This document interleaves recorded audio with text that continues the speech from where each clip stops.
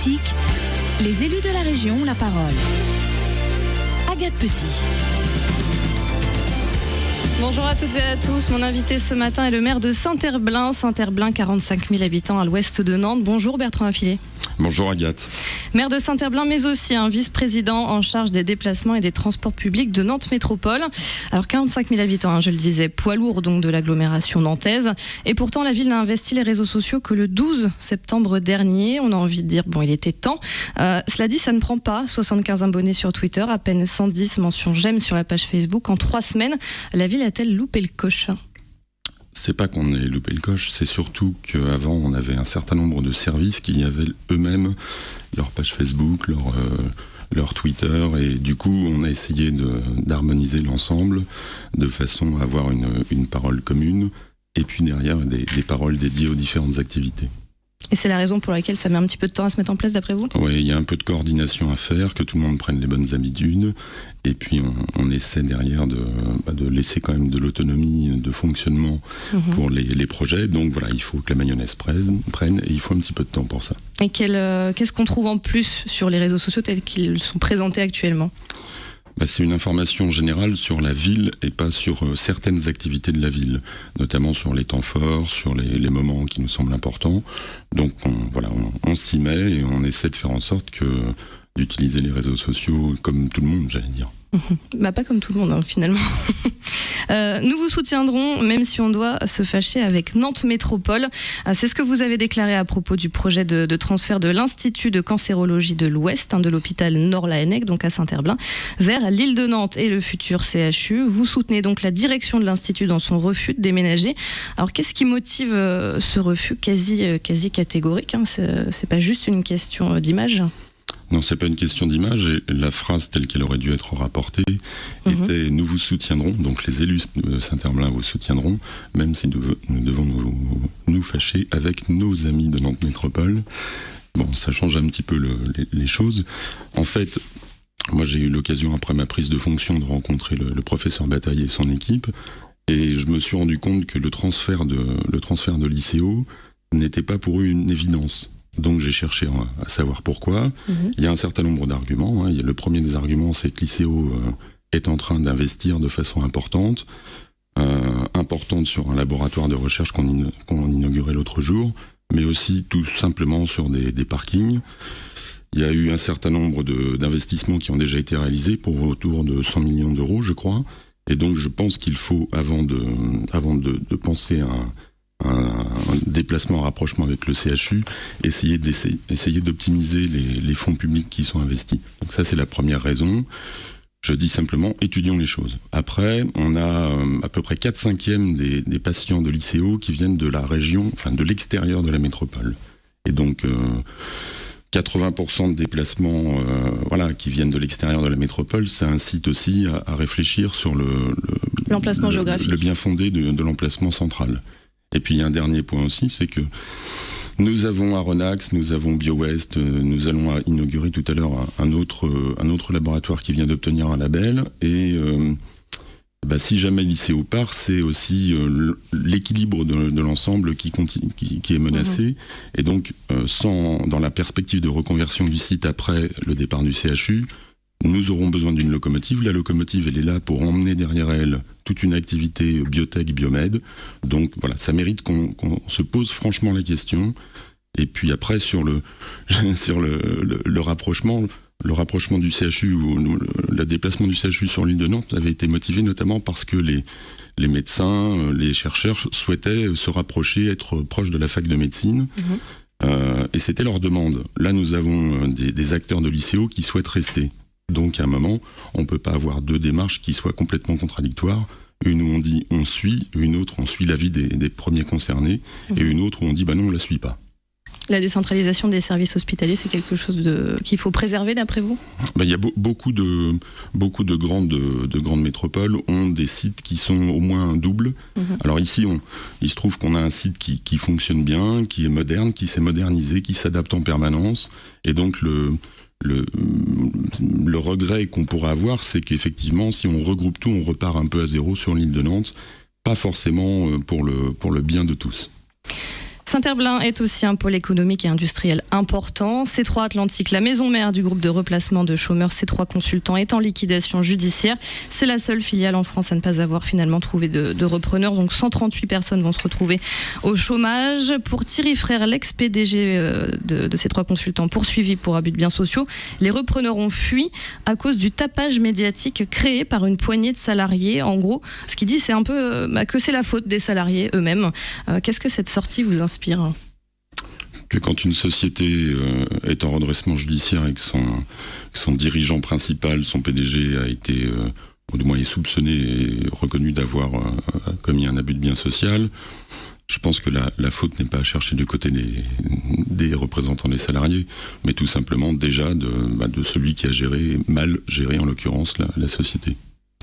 Alors comme les années précédentes, Saint-Herblain a de nouveau été le cadre d'occupation de terrain illégale par les gens du voyage cet été.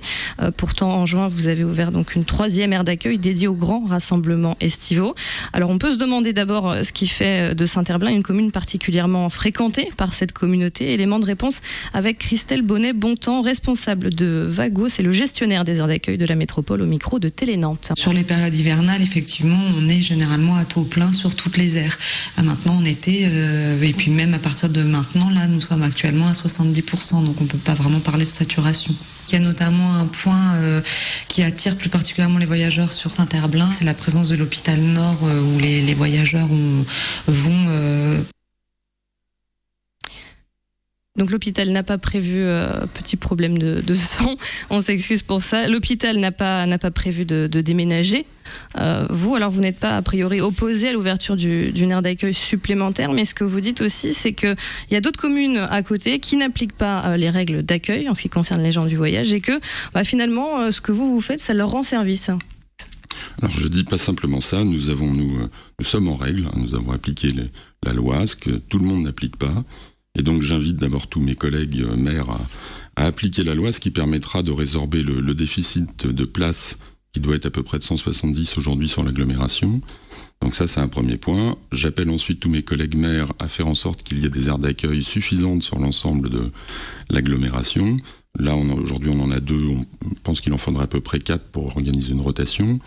Donc, on en a une au sud-ouest à Bougnay, une au nord-ouest à Saint-Herblain.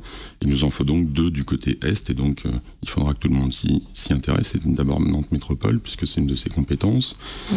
Après, on a sur Saint-Herblain une situation particulière, parce qu'on a certes l'hôpital, on a aussi des centres commerciaux, on a aussi le cours Hermelan, qui peut être relativement attractif j'imagine, pour faire du camping. Moi, ça ne me viendrait pas l'idée, mais pour certains, oui. Et je pense que globalement, les gens du voyage font un mauvais calcul, j'ai déjà eu l'occasion de le dire, en venant chez nous, parce que ça veut dire que ceux qui sont vertueux sont punis. Ils sont punis une première fois parce qu'ils respectent et ils font des efforts financiers pour faire en sorte que la commune respecte la loi. Donc c'est une certaine forme, on prend nos responsabilités. Et en plus, il y a un deuxième effet qui nous tombe dessus, c'est qu'on a des terrains qui sont occupés, donc des terrains municipaux, où systématiquement on recherche l'expulsion. Après, ça demande un petit peu de temps. Il y a une procédure qui est un petit peu longue. Il faut d'abord relever les immatriculations, ensuite demander au préfet de bien vouloir signer un arrêté d'expulsion. Et ensuite, il faut qu'il ait les forces de l'ordre nécessaires pour le faire. Et puis, il y a le problème des terrains privés. Et les gens qu'on voit aujourd'hui sont surtout sur des terrains privés. Et là, c'est aux propriétaires de faire toutes ces démarches et à ses frais. Et donc, bien entendu, ça complique les choses parce qu'il y a beaucoup de propriétaires qui préfèrent jouer l'attente en se disant de toute façon, ils vont partir dans quelques semaines. Et donc, c'est pas la peine d'engager des frais importants. Et donc ça, ce sont des démarches qui ne ressortent pas finalement auprès de la ville. Non, ce sont des démarches que sur les propriétés privées, c'est aux propriétaires de faire ces démarches. Et vous, aujourd'hui, en tant que commune, combien ça vous coûte finalement ? Ça nous coûte, alors ça dépend ça dépend de la façon dont les gens du voyage rentrent sur les terrains municipaux. En règle générale, il y a un certain nombre de dégâts qui peuvent être faits, qui sont variables. Ça peut être des systèmes de protection qui sont défoncés, qui sont arrachés. Ça peut être des fois des terrains qui sont un peu ravinés, notamment quand les gens de voyage restent longtemps, qu'il pleut un petit peu et qu'il fait beau à nouveau. Et là, les roues des véhicules abîment la la pelouse tout simplement, et donc il faut refaire, replanter de la pelouse, ou pour le moins passer ce qu'il faut comme engin. Ça peut nous coûter de quelques dizaines de milliers à 200 ou 300 000 euros selon les années. Cette année, pas forcément tant que ça, puisque l'endroit où ils se sont installés, les endroits où ils se sont installés étaient pour beaucoup des endroits privés. Alors, vous faites partie de Nantes Métropole, je le disais tout à l'heure. Voilà, justement, qu'est-ce qui ressort à Nantes Métropole ? Pourquoi ces démarches prennent autant de temps ? Alors, c'est souvent Nantes Métropole qui est montré du doigt par les différents élus. Oui, où est-ce que ça bloque ? C'est Nantes Métropole, mais c'est pas que Nantes Métropole, parce que quand un terrain est trouvé et qu'il y a un projet qui est dessus, il y a des procédures, ensuite il faut une enquête publique, etc.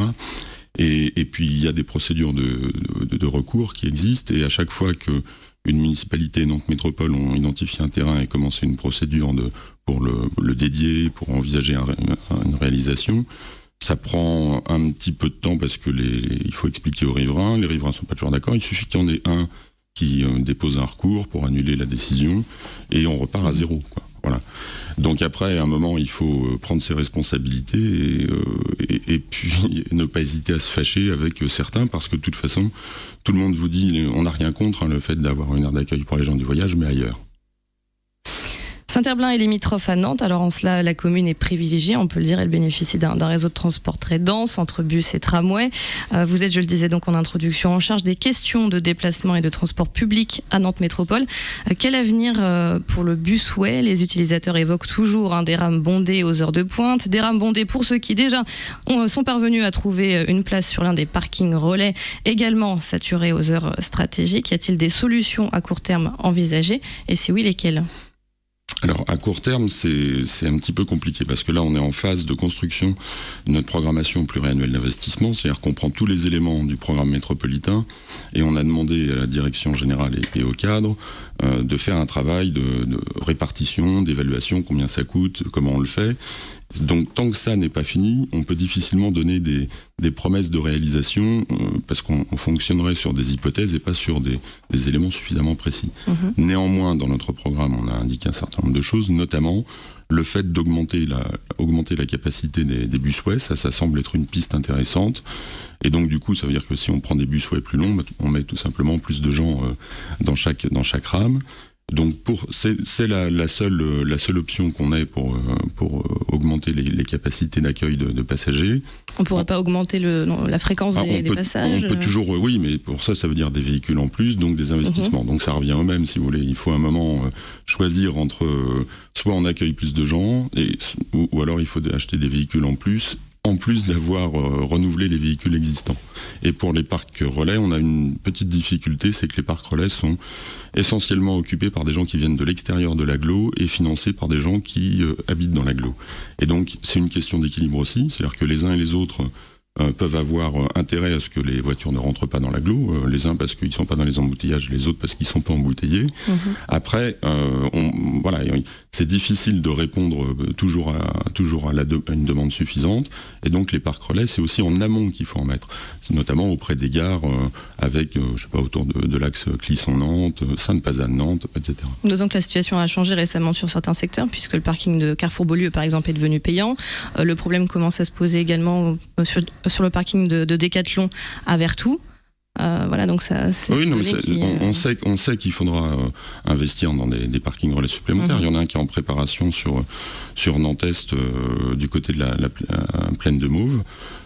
Mais bon, là aussi, ça se planifie pas comme ça. Il faut du foncier disponible, et puis il faut avoir, il faut avoir décidé de où on allait en faire, et pas simplement un par un, mais avec une vue d'ensemble. Merci beaucoup Bertrand Filet. Vous pourrez réécouter cette interview en intégralité sur notre site www.leçonunique.com. Rendez-vous la semaine prochaine, je serai en compagnie de Christian Couturier, le maire des Sorinières.